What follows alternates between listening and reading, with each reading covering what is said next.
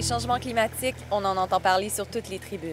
C'est prouvé, ils ont un impact réel, entre autres au nord sur la fonte des glaciers et au sud où les vagues de sécheresse et de précipitations se multiplient.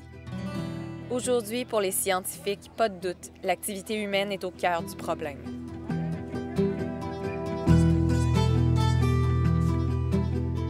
Heureusement, au nord comme au sud, des gens se battent pour une plus grande justice environnementale et pour tenter de ralentir les impacts de nos agissements passés.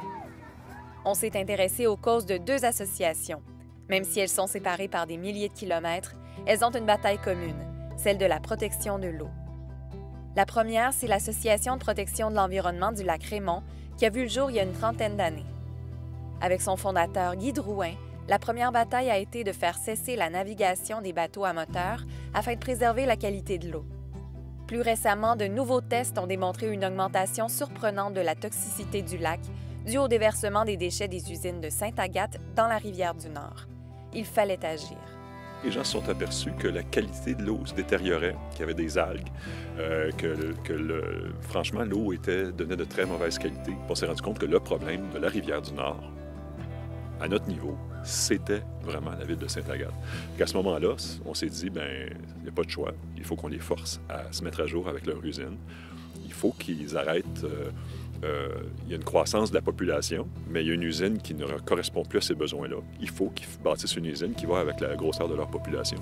Pendant plusieurs années, l'association s'est battue d'arrache-pied pour monter un recours contre la ville et faire exiger une usine d'épuration décente. C'était loin d'être gagné d'avance. Puis, pour la première fois au Canada, à ce qu'on sache, un groupe de citoyens a réussi à forcer une ville à cesser de rejeter ses effluents dans une rivière par une poursuite en cours. Puis, le résultat de ça, c'est que depuis le mois de novembre de l'an passé, l'usine est terminée. Et les premiers échantillonnages nous amènent à penser maintenant que l'eau est d'une propriété telle qu'elle est proche de l'eau potable. Donc, dans le fond, c'est la pensée que l'action locale, qui a l'air très inoffensive, qui a l'air à pas avoir de pouvoir, si on commence, puis on n'attend pas les autres, puis qu'on se prend en main, puis qu'on met tous nos ressources là-dessus, qu'on peut peut-être avoir une chance de changer les choses de façon globale en influençant les autres, en se mettant ensemble avec les autres, puis qu'il ne faut pas lancer la serviette.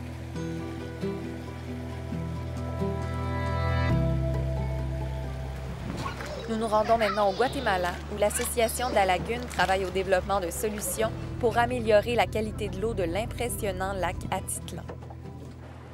Les systèmes d'égouts insuffisants ou carrément inexistants provoquent depuis plusieurs années la multiplication de la cyanobactérie, qu'on appelle aussi algues bleues. Dentro del lago hay peces, hay muchos animales dentro del lago y que forman parte de ese lago y de la descontaminación. Pero si se sigue contaminando, si hay más cianobacteria en el lago, se empiezan a morir. Incluso se han muerto ya especies en el lago. Antes eran 21, ahora son 6. Entonces sí, el lago se está muriendo con todos sus seres vivientes. Y eso sí lo vamos a ver porque mucha gente la mayoría de los municipios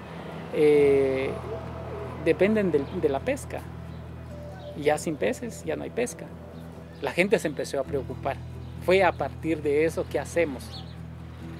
Pero ya era muy tarde, ¿verdad?, para eso. Entonces fue a raíz de eso que se empiezan a utilizar abonos orgánicos, que se empieza el reciclaje de la basura. Llega tarde porque es un proceso de mucho trabajo, porque sensibilizar 27,000 personas, decirles que cambien su sistema de separación de la basura, nos llevó aproximadamente un año.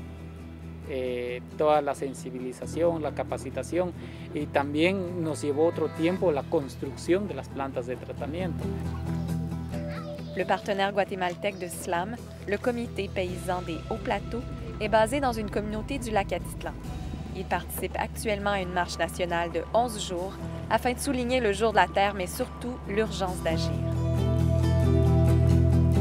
En este momento el planeta pasa por momentos difíciles, el tema del cambio climático, el tema del calentamiento global, la pérdida de la diversidad biológica y por supuesto los impactos ligados a industrias extractivas, particularmente los monocultivos o la propia minería química de metales, afectan la seguridad ambiental de esta y las próximas generaciones. Entonces le toca a la juventud participar con conciencia y con consecuencia. Il faut se rappeler que nous, humains, sommes seulement locataires de la planète. Entre le Nord et le Sud, les batailles diffèrent, mais se rassemblent autour d'un objectif, celui d'obtenir une meilleure justice environnementale et climatique.